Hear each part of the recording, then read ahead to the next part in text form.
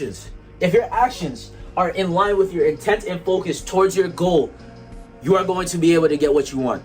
It's really not that hard.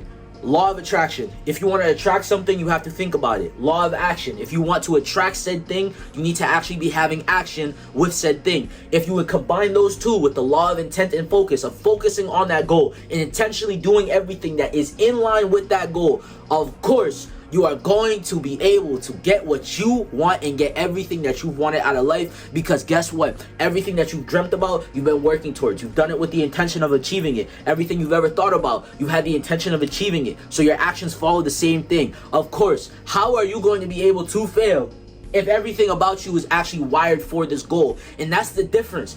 A lot of y'all will say, oh, I want to achieve this one thing, but you're not actually doing anything to get to that point. How am I going to be able to achieve the goal if I'm not wired myself to become that person who achieves the goal? How will I do that? There's no way you'll be able to achieve what you want if you're not wiring yourself differently.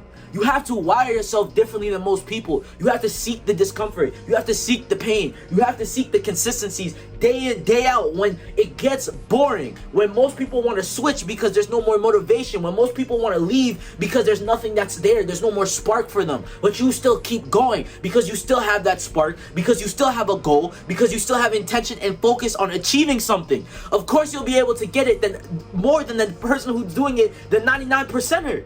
Of course you'd be able to. Most of these people do something for 3 months and then leave. You've been doing it for 6 months and you're still going.